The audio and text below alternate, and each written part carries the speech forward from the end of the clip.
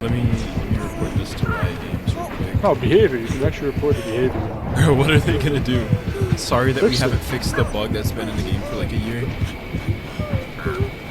Maybe they don't know it's in there. Bro, they don't even fix the bugs that they already know about.